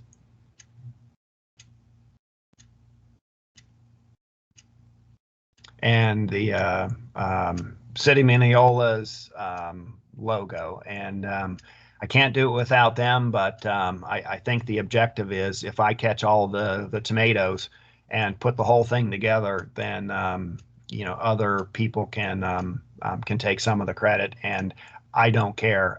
The thing that frightened the heck out of me is, you know, 10 years down the road, a very unique part of Florida being the highest point in Central Florida. If we don't get a park in there, and a really nice park in there, 15 years from now, the highest point in Central Florida is going to be forgotten as, you know, just as a weedy 5-acre, you know, piece of property that nobody cares about. So we're on the path to get that done. And with that, if there's any questions. Great presentation, Greg. Thank you. Is there anybody that wants to ask a question that's not in the chat box? We do have one in the chat box. Greg, does any agency document the value of the lake? And has value grown since the cleanup began? And Greg, I apologize. I muted you because there was an echo. Okay, I think I'm unmuted. The lake is getting clear. We're also looking at putting in a boat ramp into Montverde. Montverde side of the lake is the deepest. And Friends of Lake Apopka and the Fish and Wildlife Commission is trying to push the idea of fishing. But we're still in the very early stages of showing the lake and the value that it has. The lake is absolutely not clean enough, and it's probably so full of alligators that you don't really want to swim, you don't want to jet ski, you probably don't want to water ski in that lake right now. But as far as fishing, they're pulling out huge fish all the time. And so it's just a matter of time. Oh, and the duck hunters are all over that in the wintertime. So, you know, we're working really hard to clean up the lake and you know, have the recreational opportunities. But right now, the 20,000 acres is full of hikers and bikers, a few horses here and there, and just stuffed with bird watchers in the wintertime. That's where the value is. Great response. Thank you. I always appreciate your presentation about the overlook. It's just amazing. So our next speaker will be Karen Ford, talking about succession planning. And this is something that's near and dear to everybody because at some point people decide to do other things. Take it away, Karen. Thank you. Thank you, Claudia. Good afternoon, everyone. My name is Karen Ford. I provide technical support through DOT to many of the byways that are on this call today. The broad issue of people planning has been discussed in several of the previous sessions of this workshop in particular. Past speakers have talked about volunteer recruitment and retention, training and recognition, and one speaker even reported that a review of past Byway annual reports noted one of the biggest challenges Byway organizations have is a lack of volunteers. Tia Ware in session 2 even described an organization that closed its doors because of a lack of volunteers, especially leaders. Today, I'm going to build on these previous discussions and focus on a single area of need, leadership. Many small nonprofit organizations and advocacy organizations in general have this same need. As their organization grows older, founding leaders move on and must be replaced for the long-term viability of the group. In keeping with this session's theme of enhance, let's discuss the topic of enhancing the long-term viability of your organization. As we heard in session 1 of this workshop series, the Florida Scenic Highways program uses many terms to define successful, stable byway organizations. Our most successful byway organizations possess a strong balance of the qualities listed here on the screen, and their leaders help chart the course for success. One volunteer with a strong vision can cause more change in a community than any government agency or organization. We understand how important volunteers are to our organizations and how they can make the difference between success and failure. Whether they volunteer out of passion or are specifically recruited for their technical expertise and or their leadership qualities, They are contributing players working to better their community, and their success brings success to the organization. As part of our role in supporting byways across the state, we enjoy celebrating your victories, and we also understand your challenges. We've been asked by many byway organizations many times if other groups experience the same challenges with people, volunteers, leaders as they do. And the answer in most cases is yes. Every byway organization faces the same challenges at one time or another. Funding, volunteer recruitment, and organizational sustainability issues are common themes from one byway to the next. Taking this line of thought one step further, our byway organizations are getting old. Most of our byways have been designated for 10 or more years, and several have been functioning for more than 20. With most, the leaders that originally sought their corridors designation are still part of that organization's leadership. As our byways age, though, so do many of our leaders.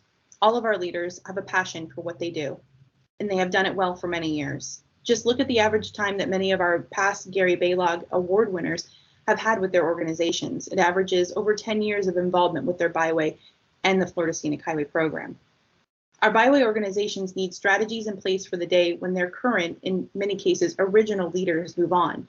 Our byways are designated in perpetuity. Sadly, that's not the same for our leaders. Some groups have leaders waiting in the wings, being groomed to lead, but most don't.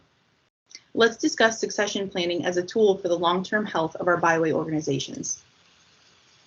Succession planning is replacement planning for key staff roles in your organization. Interestingly, though, succession planning is not an effort required by the Florida Scenic Highway Program Guidance Manual. In fact, the word succession never appears in the current program guidance.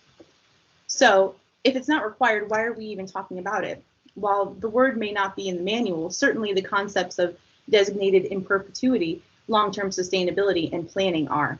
It only makes sense to consider developing a plan. Why is it overlooked?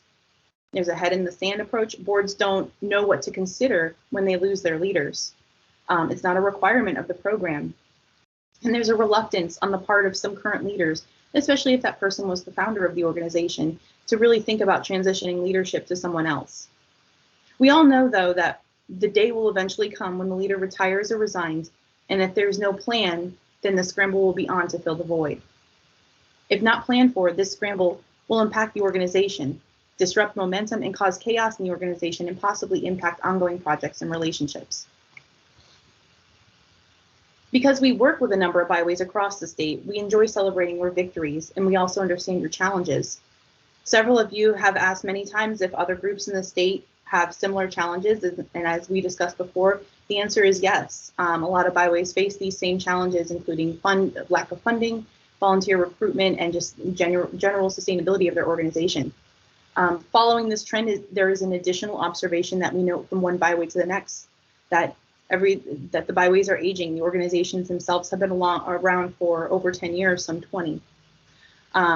With most, the leaders that originally sought their corridors designation are still part of the leadership. And as the byways age, so do their leaders. They all have a passion for what they do, but it's time to look at transitioning those duties and that passion to the next generation. Our byway organizations need a plan for the day when their leaders do decide to move on. And since our byways are designated in perpetuity, and it's not the same for our leaders, it's something that we need to consider in the future. The benefits of succession planning are shown on the screen here. It encourages discussion. It shows continuity in the organization. You develop your junior volunteers for new roles. And really, at the end of the day, change is inevitable. So it's best to plan ahead. So the last slide identified some of the benefits of developing a plan, but I suspect there are some out there who may say it's still not needed for the organization. So for those, let me highlight several other thoughts associated with succession planning. The mission of the organization could be in jeopardy without thoughtful leadership transitions. Strong leadership is a critical component of an organization's success or failure. It takes time to choose a successor. The board needs time to choose them and choose somebody who is not only the right leadership capabilities, but also someone that will fit into the culture of the organization. The board has a responsibility to find the best candidate and conduct a thoughtful, non-urgent decision-making process. Internal candidates need time to develop. In most cases, it makes sense to give a person who is already part of the organization the opportunity to grow into a leadership role. Organizations that commit to looking internally as part of their plan development process give their current team members better opportunities for advancement. Thoughtful community connections and relationships need to be developed with organizational staff beyond the current leader. If all key contacts and relationships reside solely with the leader, then when that person leaves, the organization may be forced to build from scratch. There are 3 critical elements to succession planning. Each plays a vital role in ensuring the organization continues to advance, even with planned or unplanned leadership changes. For emergency planning, ensure that key leadership functions can continue without disruption in the event of an unplanned or temporary absence. Leader development is an ongoing practice to identify, recruit, and develop individuals with the necessary skills and desire to carry out the mission of your organization. It's important to always be watchful of others in the organization who show that potential, and especially those in the community as well, to make good candidates to recruit for future leadership roles in your organization. They're out there, you just need to keep your eyes open. Leadership defined. Identify in writing the skill set required to advance the organization beyond your current leader. That's where your job descriptions play a critical role. Like all processes, succession planning is an iterative process. First is the overall process. Succession planning is a board-driven process. Second is your selection. Have your potential successor identified. Third is development, and develop that person. Maybe add that to your work plan, that you will have a succession plan for each of your board chair positions. The fourth is maintenance. Establish a clear exit strategy for your incumbent and know when your current leader is leaving, recognizing past accomplishments, but as a board, you must focus on what's next. And 5, evaluation. Hopefully you don't have to implement a succession plan on a regular basis, but if you go through it, make sure to look back and reflect on what worked and what didn't. If you Google the term not-for-profit succession plan, you'll get all sorts of propositions and guidance on what to do and when to do it. They all follow a series of steps, and while some terminology may change, all are very consistent from one to the other. Regardless whose process you follow, just get it done ahead of time for the good of your organization. And while I focus my discussion on the next several slides on the Byway chair position, this process can be applied to any key position in your organization. The first, determine goals and relevant metrics. Specify why the organization will initiate the succession planning process, and specify how success and effectiveness will be measured. Establish your metrics. Determine the scope. Identify which organizational levels and positions are to be addressed. Is it your directors or your coordinators? Identify information to be included in the succession plan support materials. Include your goals and objectives, strengths needed, and of course, your job descriptions. Establish a frequency of succession planning effort. Maybe you update the plan annually or biannually. 3, identify roles and responsibilities in the planning process and for individual leadership positions.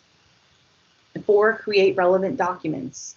Make sure your mission statement and your vision and your goals and objectives are included. Include your job descriptions and establish an implementation schedule. Communicate your efforts to your partners. Number 5, identify your candidates and reach out to your local partners, DOT, and your major donors. Number 6, implement. That's where you establish your schedule and you implement that schedule for your succession plan. And monitor. Was this plan successful? Did you meet your metrics for your succession plan?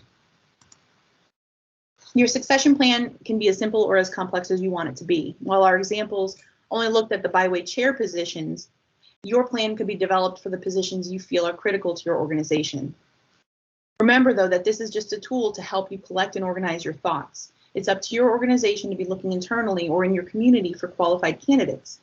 In a time where volunteerism is at a low in this country, the selection could be limited, but they're out there. Community passion is community passion.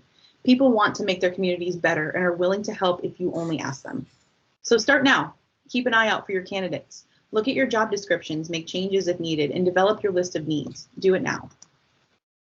And to make the effort easier, we've developed a couple of template plans for you guys to review. These will be provided to you in the follow-up email from today's workshop from Claudia. They're not quite as simple as fill in the blank, but they'll provide you with the format to build on. And as always, we're here to help with the process if needed. At this time, I'll open it up to any questions. And I apologize, I can't see the chat box because my internet went out at the beginning. And so I've not been able to see any chat messages, but I don't know if Mike or Tia can see any of the chat in here. If there's any questions, I can take them now. Thank you. I can see the chat and I don't see any questions out there at this point. Yes. I don't see any either. Great job, Karen. Thank you. Good job.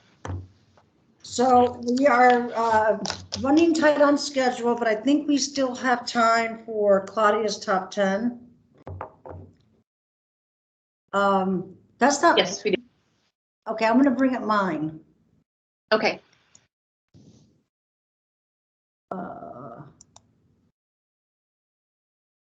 Okay.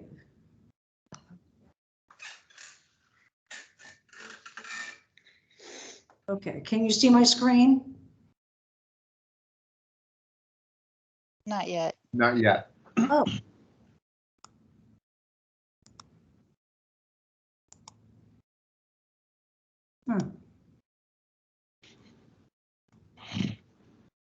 I don't know why you can't.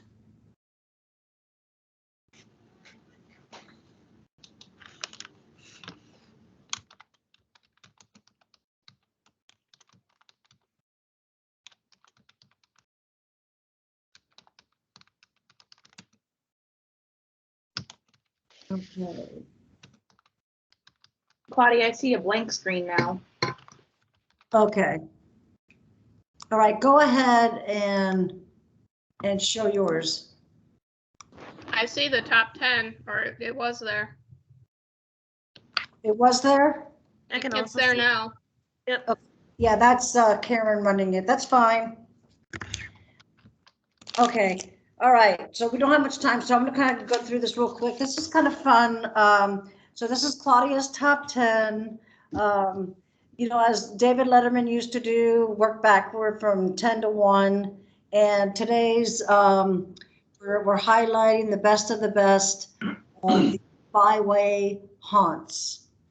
So we're going to start a countdown of our favorite features of the byway. All right, Karen, next. So number 10 on the list is the Windsor Rose Old English Tea Room in Mount Dora on the Green Mountain Scenic Byway.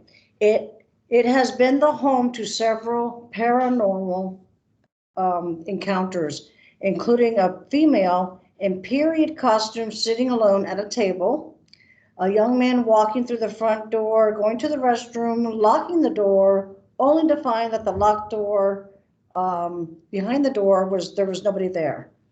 Additionally, food and beverages have been known to slide right off the table onto the floor, as reported by customers.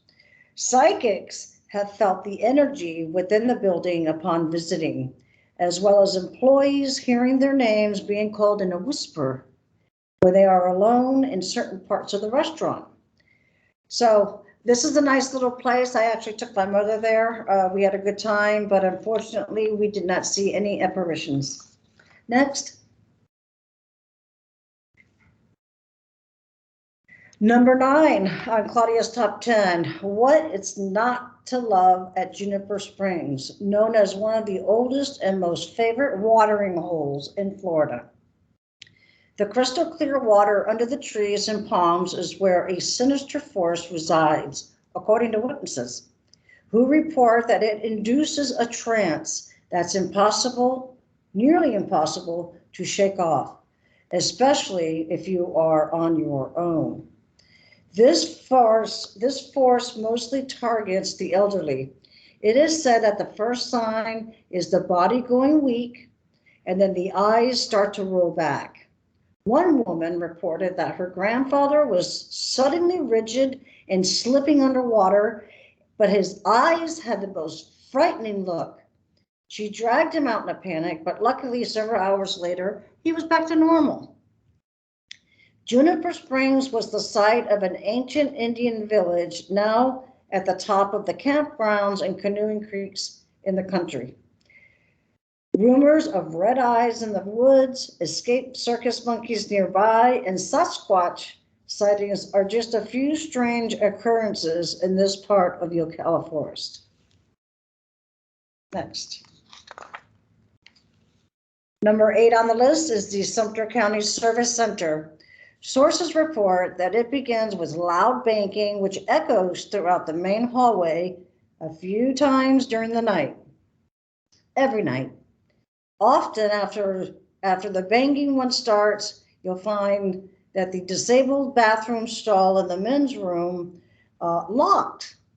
Other reports include a foul, death-like smell on the second floor for approximately 20 feet in length, and then it goes back to normal. Most troubling is the loud growling being heard in the library. The growling is so loud that one can hear it with headphones being worn. Next. Number 7. The Casadega Hotel was created in the early 20th century and is in the heart of the spiritualist community, which was established in 1894. The hotel is well known for its spirits and psychics, but there have been unexplained shoulder taps, floating orbs, and ghostly whispers. The hotel does rent out rooms and have psychics on site and available daily. If you want to meet the resident spirit, Arthur, just leave out some gin and some cigars, and you just might find him in the hallway with a gin and a cigar smoking. Next, number 6. Reportedly, the oldest cemetery in Daytona Beach, Pinewood, is said to be haunted by an apparition of a woman dressed in black praying for her deceased husband. A headless ghost also has been reported, rumored to be that of Adler Rawlings, whose gravesite and bones were said to have been defaced by teens. Next. Number 5 on our list is the Georgiana Cemetery, one of the oldest cemeteries in the area. Georgiana Cemetery, also known as the Crooked Mile Cemetery, dates to the 18th century. It is covered in Spanish moss and is run down, lending it to that all too familiar creepy feel. Numerous paranormal reports have been made in this area to include unusual noises, the feeling that you're being touched, apparitions, and numerous EVPs, which are electronic voice phenomena captured during phenomena investigations. If you're looking for a haunted cemetery, this is the one for you. Next, number 4. For more than 400 years, the Fairchild Oak has silently observed the events along the Bulow Creek, serving as a noble guard of the area's magnificent environment. Nearly 2 centuries ago, in 1836, the neighboring Bulow plantation was destroyed during the Second Seminole War, and still, the Fairchild Oak stands strong. Local legend has it that this majestic oak tree was the site of 2 deaths. The first one was that of James Ormond II, who lived in a house a stone's throw from the tree and whose body was found under it, his cause of death unknown. The second death is shrouded in even more mystery. Norman Harwood, who purchased the property around 1880, is remembered as a hulking man. Some stories portray him as a cattle farmer, while others cite him as a dry goods businessman. But most accounts say Harwood was deep in over his head in debt. It's unclear what happened, but the myths suggest that Harwood, buried in economic turmoil, killed himself under this tree. Next. Well, we're on our way to number 1. Coming in at number 3 is the plantation built by Major Charles Willem Bulow in 1821. It's said to be haunted by Seminole Indian curse. The plantation passed to son John Bulow had a good relationships with the Seminoles. In fact, John went so far as to fire cannons at Major Benjamin Putnam and the Mosquito Raiders when they came onto his property to try to remove the Indians. John was arrested, and the plantation was used for an outpost in the war against the Native Americans. When Putnam left and John was released, the Seminoles, not understanding what had transpired, believed John was against them. They burned the plantation to the ground. John fled to Paris and died shortly after at age 26. Some believe the Seminoles cursed the area and their ghosts remain. Witnesses have reported shadowy figures in the trees, balls of light, cold spots, and a dark figure that chases people. Some also claim a swamp monster lives nearby. Next. Coming in at number 2 on our countdown is recognized as one of the most haunted buildings in the country. The old jail in St. Augustine is shrouded in mystery and lore. The historic building housed prisoners from 1891 to 1953, when it was closed due to its deplorable conditions and the inflicted cruelty on its residents. 8 documented hangings were carried out on the site and many other deaths that can only be described as unnatural. Perhaps these are why many believe the old jail is an epicenter of paranormal activity and why it has become a popular destination for ghost hunters everywhere. Next. So the theme for this workshop is haunts. And I don't know about you, but I feel a chill. Everyone on this call can promote their byway as a spooky spectacle and a chance to meet potential volunteers.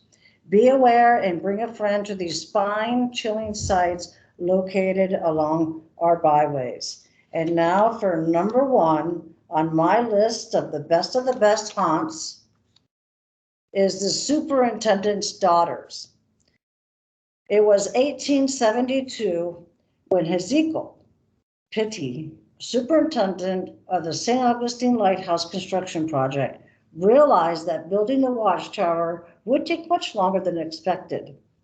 A true family man at heart, he decided to move his wife and his 2 daughters from the chill of Maine to the heat of Florida coast to live with him.